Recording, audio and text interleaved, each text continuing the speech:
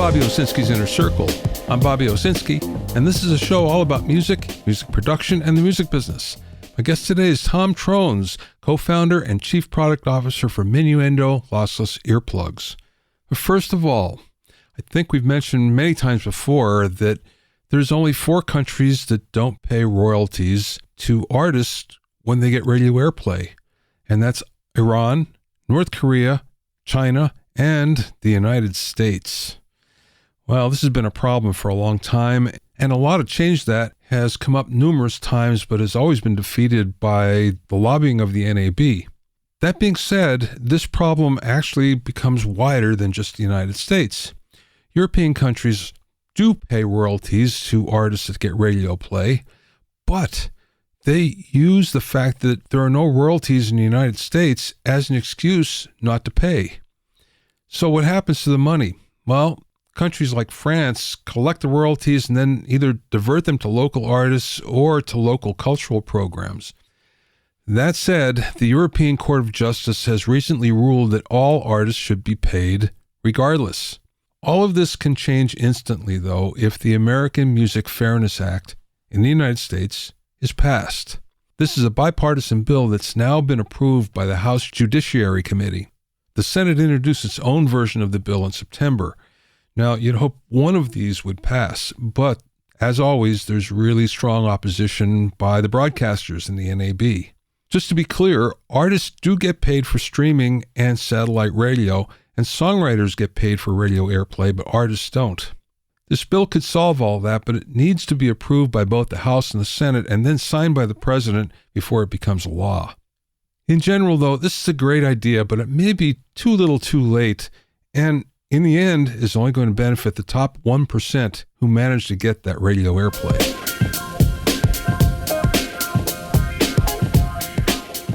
If you have any comments or questions, you can send them to questions@bobbyowsinski.com. Also, I'm pleased to announce that the 5th edition of my Mixing Engineer's Handbook is now available. It's totally updated and includes new sections on mixing and immersive audio, self-mastering, new mixer interviews, and much more. Get your copy at a special discounted price at bobbyowsinski.com/handbook. That's bobbyowsinski.com/handbook. You can also find it on Amazon and Apple Books.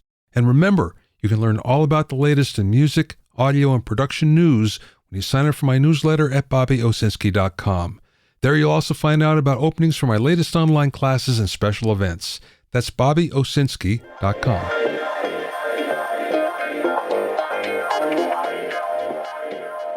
Now, the role of assistant engineers has changed over the years. And actually today, it's changed a lot.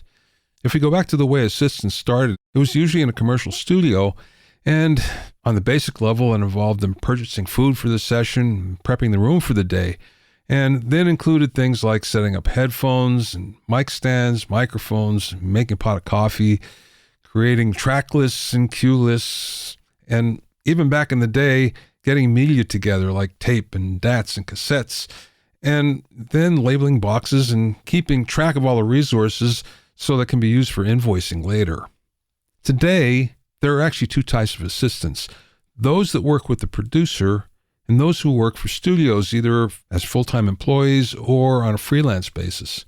In general, the role of assistant involves a large amount of computer literacy and equipment knowledge in both tracking and mixing sessions. Tracking sessions are pretty much the same because we're talking about setting up the gear, and even though the gear might have changed, the actual setup hasn't. What has changed, though, is during the session, the assistant may be involved in clip gaining stems, or tuning, or resolving timing issues, or declicking bad edits, because this is actually one of the elements that home studios overlook frequently.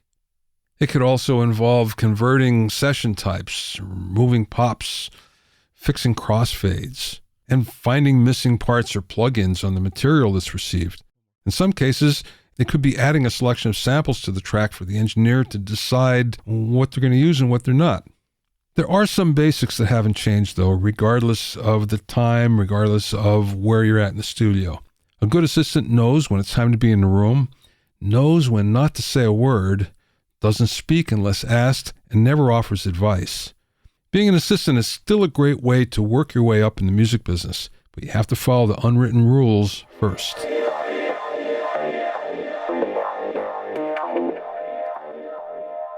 My guest this week is Tom Trones, co-founder and chief product officer for Minuendo lossless earplugs. Minuendo earplugs can be manually adjusted to 7 to 25 dB with no loss in sound quality. Besides being a musician and audio engineer, Tom has worked for a number of companies as an acoustics engineer. After working as a mixer at a number of festivals, he discovered the need for earplugs as he was asked to raise the sound level ever louder. Learning about the limitations of hearing protection that was on the market led to the development of an earplug that keeps the natural flat frequency response while the attention is easily adjustable.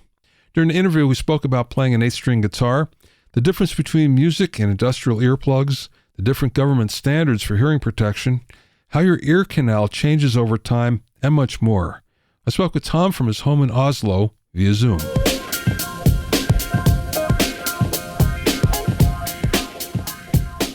You're definitely a guitar player because I can see all the guitars in the background. Let's talk about how you got into the music business. Yeah. So I started playing piano as a kid, and then I found the guitar as I grew into adolescence, and that took over.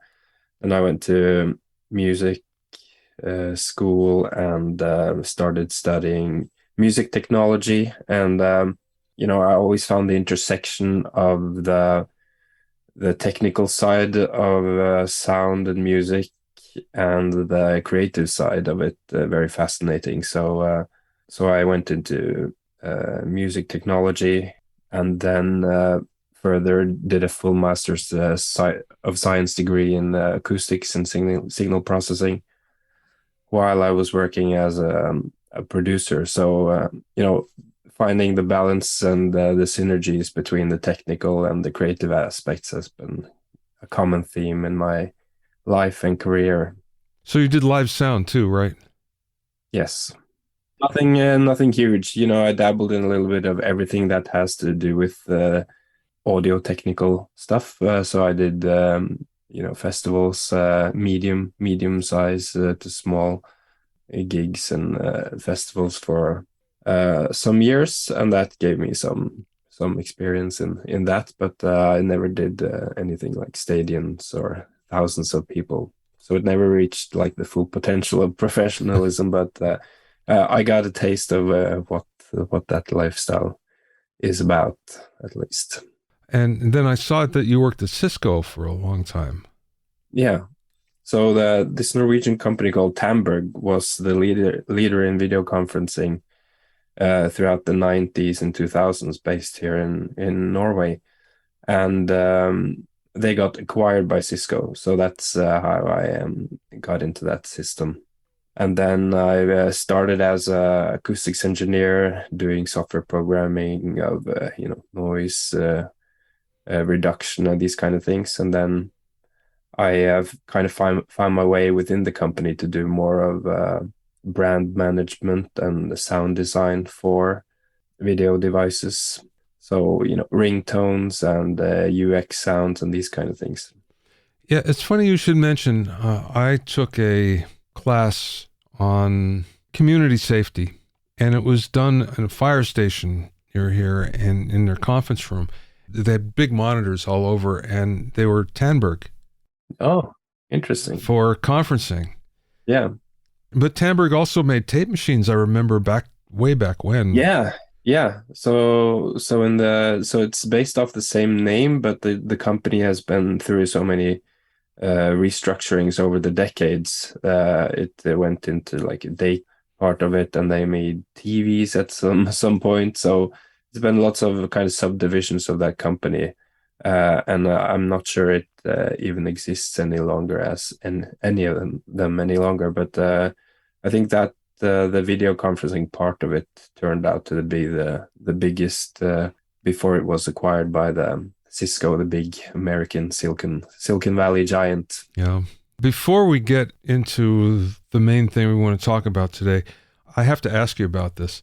I saw a post from you about an 8-string guitar.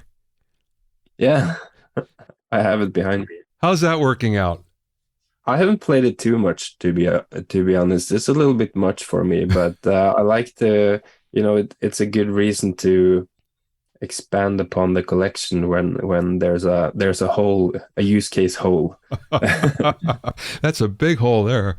Yeah, and it's quite interesting to noodle around with, but I haven't been any situations where I've had use for it live or in recording yet, but that may still come. And I guess it was more driven also by my kind of passion for upscaling things. So finding this kind of was sold as a decoration instrument at Tommen, and then I used that as a way to practice my luthier skills and setting it up and doing fret levels and pickup changes and routing, etc. So if I fail, then it's not a big deal, but it turned out pretty good. So I put some life back into it. I'm happy about that. Okay, so let's talk about Minuendo and actually hearing protection in general. So what was the inspiration for all this? Yeah, personally, I've been quite diligent in my use of hearing protection ever since I started to play in a band, when I was 16, 17. We were in this really small basement, unisolated or insulated. It was super cold in the winter here in Norway, and we were sitting really tight next to each other. And the drummer, he was he's really good, but he was kind of brute force-ish with his cymbals and this kind of really heavy metal. And I had my Marshall amp literally a foot away from my ear. And I just knew then that I needed to do something. So the use case was so extreme that it prompted me to get custom molded earplugs with 25 dB filters in quite early. And I think I've kept them ever since. And I'm always the guy at discotheques that puts toilet paper in my ears if I forgot to wear or bring my plugs along with me. So I've always been that kind of guy, and then the opportunity showed up to commercialize some research that had been going on in Trondheim in Norway for about 3 years, where they had developed this very cool membrane technology that could be applied for earplugs. So then three others and myself founded the company 4 years ago. What's unique about them is the fact that you can vary the amount of isolation that you're getting. Yes, so the ability to adjust the volume as well as keeping the frequency response flat to keep the sound natural is unique. And that's why so much research was needed, so funded by the Norwegian government, etc. And then it's been our mission to commercialize this technology over the last 4 years, and now that has manifested in two products. The one for musicians and concert goers and music lovers. The second part is more towards industrial workers and more high noise situations at work. How does it differ from the first product? It has much more electronics built in, so it's a smart alert earplug. So it will have active noise monitoring and alert you whenever you are in a dangerous sound environment, and report through a cloud solution if you need to adjust in any way, either to the environment or the way that the user is wearing it or something like that. One of the things I liked about your hearing protectors is the fact that there are different, I don't know what you call them, different tips to fit different ear canals. And that was important for me because I've gone through, I don't know how many different hearing protectors and IEMs and everything like that, custom molded and everything. And I have an ear canal where they all seem to fall out, or most of them anyway. Minuendos were, I was able to find something that worked fairly easily, which I was pleased about. It was really important for us to, since it's a very premium product, we wanted to make the threshold very low to try it out. So you can you can try them and send them back if you don't get a good fit. And then we have 11 different fits of various tips or fit tips of various materials and sizes that fit about like over 99.5% of people. Some people do have, very abnormal sized ear canals, and then a custom mold would be a good solution. But in reality, a lot of people are getting great fit. So we've sold a lot of product now, and the feedback that we get from people that struggle with finding good fit and our generous return policy is really a testament to how well the selection fits really most ears. How long did it take to develop the product? So it took about 2.5 years from the company started to it was on the market, and then the additional time in research before that, which was about 3 years, I believe. So it takes some time and effort, and everything has to be certified as hearing protections. And there's different standards in the EU and in the US, so you have to go through different agencies there. So there's a lot of red tape to go through in order to get a certified hearing protection.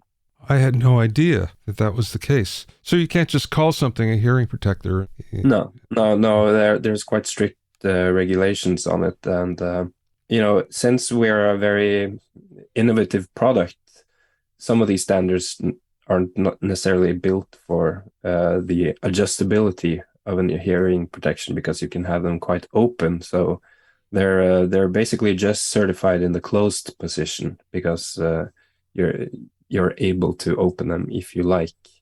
And that's one of the unique things about our earplugs as well, is that they're only about 7 dB attenuating, so that almost feels like you have nothing in your ears when it's in the open position, and then you can adjust to have more attenuation if it's a very loud environment. But a lot of times you want to be able to communicate, or between songs at a concert, for example, it's still quite loud, but you want to just have a little bit of a lid on it. And I've found that quite useful myself when I've been testing at concerts, that and feedback from classical musicians that aren't exposed to extreme noise, but just want a little bit of taking that harshness away. I'm glad you went there, because I didn't realize until recently that orchestral musicians, especially string players, they have high rates of hearing loss.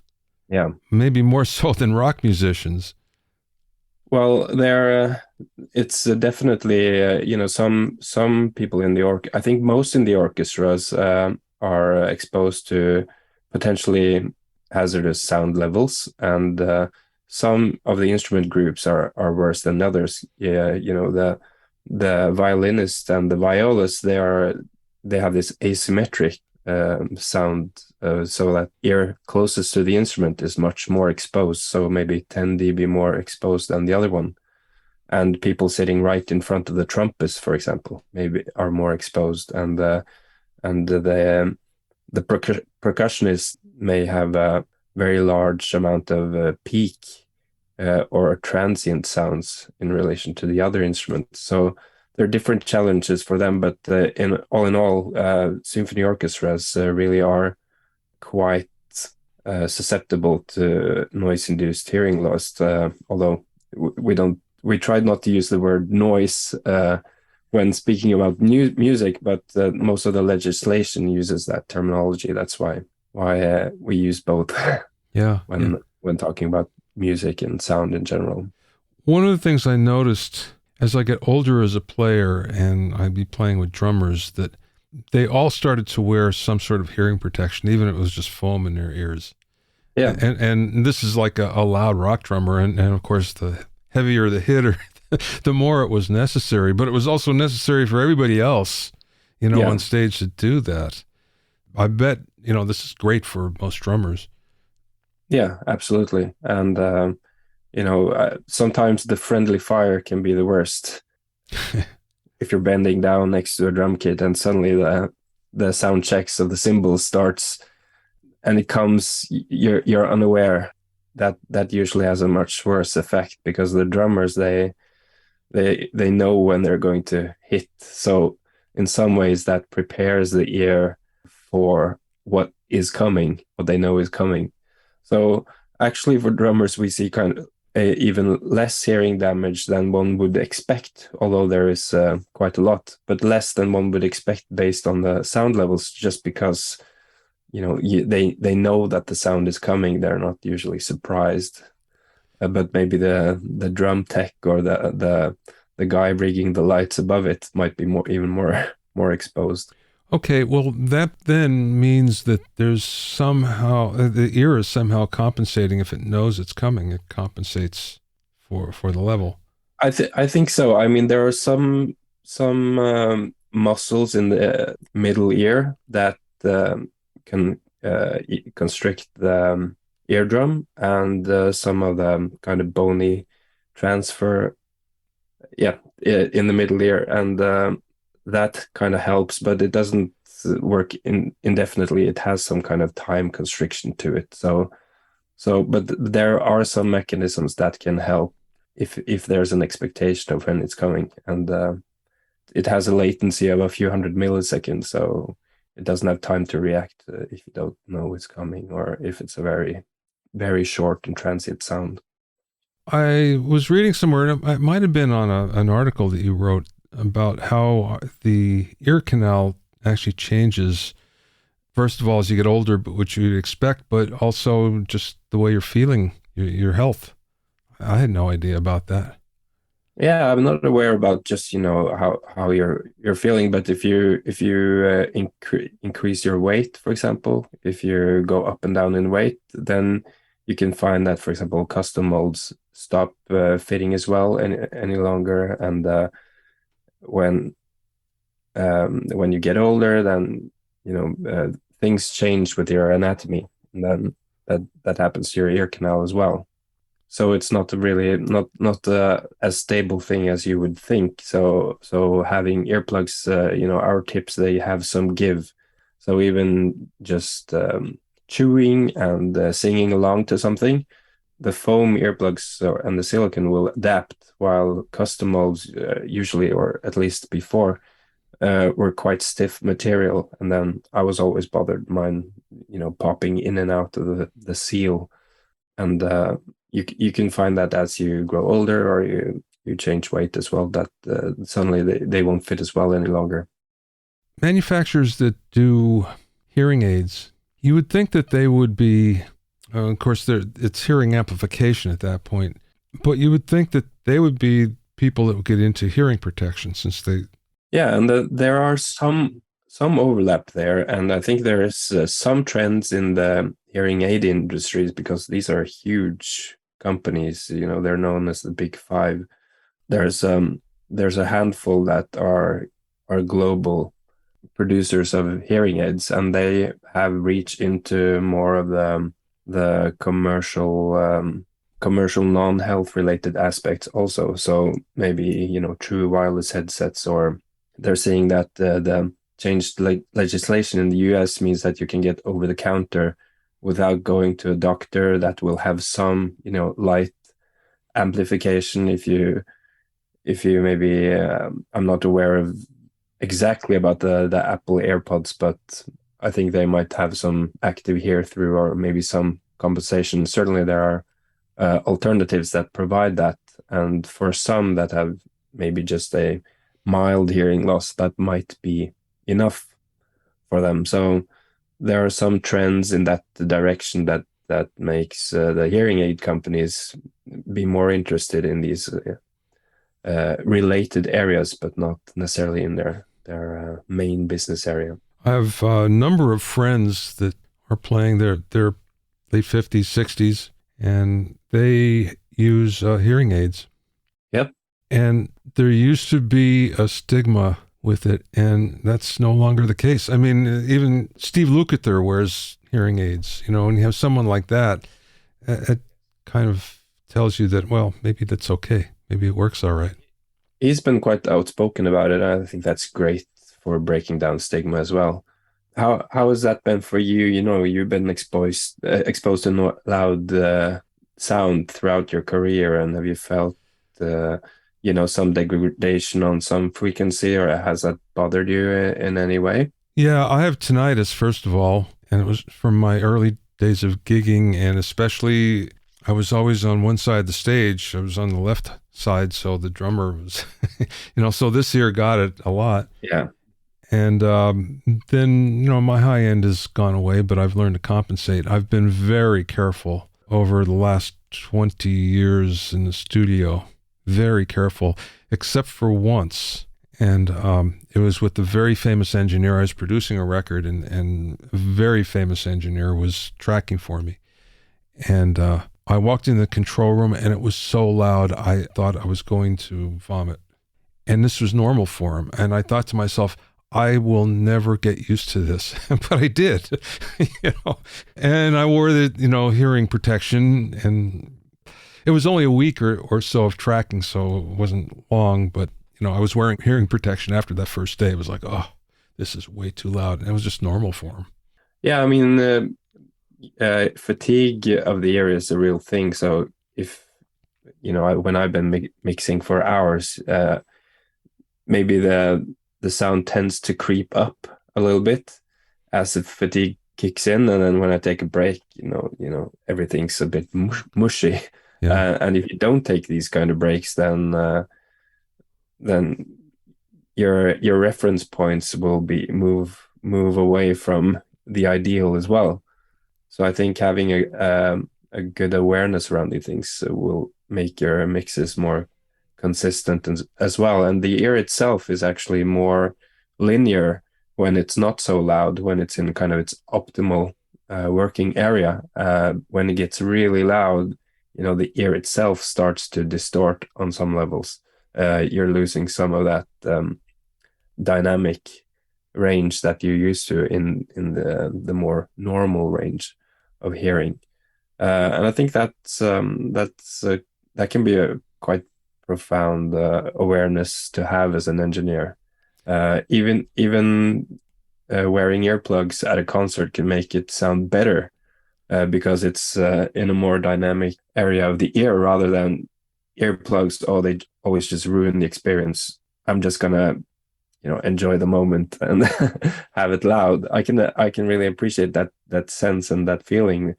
But yeah, I've experienced that as well. That often it can sound better with earplugs if you have good ones. I was just at a Roger Waters concert. Yeah. That's what happened, where it was excessively loud, and I put the earplugs in, and it was better. There was dynamic range. It felt like there's dynamic range where there was none before, just a constant blare. Yeah, that's cool. And I think that goes in line a little bit with our vision of the company. We don't want to kind of wag our fingers and say, oh, if you don't wear hearing protection, you will be deaf by 40 years old. We want to make this you can enjoy life without the compromise. You can have it both ways. You can protect yourself and enjoy yourself, and have this kind of positive approach to prevention rather than this finger wagging approach. What's one thing that people don't know or don't realize, or one thing you wish they knew about hearing protection? I think thinking of it as an investment in yourself. If you're a working musician, do you want to work a full career? Then that should motivate you to protect early. And if you're paying $150 or something for a good pair of earplugs, that's a very small cost compared to whatever instruments or other gear you have, but it's protecting your number one asset, which is your hearing, whenever you're a musician or working in studios or live music, anything like that. So taking that investment, but I think you're so used to the expensive earplugs being, $20 rather than, these foam earplugs. And there's so much positive joy of experiences that you're missing out by just using foam ones when you're, pressed. But see, I think that's the problem in that most musicians, especially, are exposed to those foam earplugs. And as a result, they're negative about it. It's like, oh, yeah, it does the job, but I hate the way everything sounds. And then it's really hard for them to think, well, wait, there's more possible. I think some people are turned off also by maybe having one negative experience with some true wireless earphones or something like that. Maybe they just come with one or two tips that don't really fit. It's kind of big, so it rubs their ear. Maybe it's a little bit heavy. So that leaves them with the sensation that I don't want anything in my ears. And that makes them not want to try, better alternatives that might be more comfortable. One of the things about Minuendo earplugs is the fact that you thought it through about how you can keep from losing them. Yeah. With the magnets and everything. It's brilliant. Yeah, I mean, I've lost my custom molds quite a few times at a concert in like a mosh pit or something like that. And miraculously, I've found them. But we hear so many stories about people losing their earplugs that we created this magnet snap and the optional leash that you can have around your neck. So that really helps reduce the chance of losing them, at least. Yeah. And it's nice to, always have them ready around your neck. Okay, Tom, last question. On this journey with your company that you started, what's the best piece of advice that maybe someone gave to you or you learned along the way?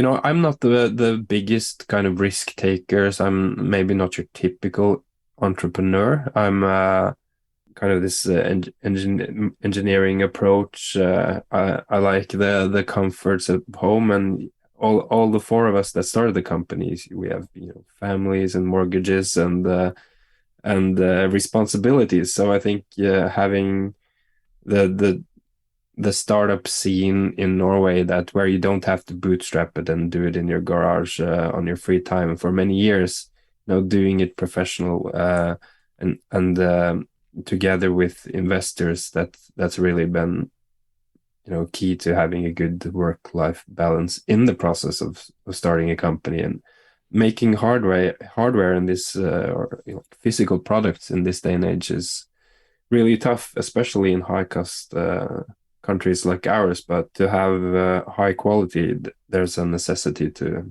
keep things quite local, to have control of the whole value chain. So that's at least one thing that I've appreciated, if not learned. You can find out more about Minuendo earplugs at minuendo.com. That's Minuendo, Minuendo. That's Minuendo.com. Thanks for listening and being in my inner circle. Remember, if you have any questions or comments, you can send them to questions@bobbyowsinski.com. Remember that you can learn all about the latest in music, audio, and production news when you sign up for my newsletter at bobbyowsinski.com. There you'll also find out about openings for my latest online classes and special events. That's bobbyowsinski.com. To listen to the episodes of Bobby Owsinski's Inner Circle, go to bobbyowsinski.com and select the podcast tab, or go to bobbyowinnercircle.com, or you can find it on Apple Podcasts, Amazon Music, Stitcher, Mixcloud, Google Podcasts, Spotify, Deezer, TuneIn Radio, Radio Public, and Podbean. At bobbyowsinski.com and bobbyowinnercircle.com, you'll also find a sign-up form for my newsletter and for alerts for new podcasts. This is Bobby Owsinski. I will see you next time.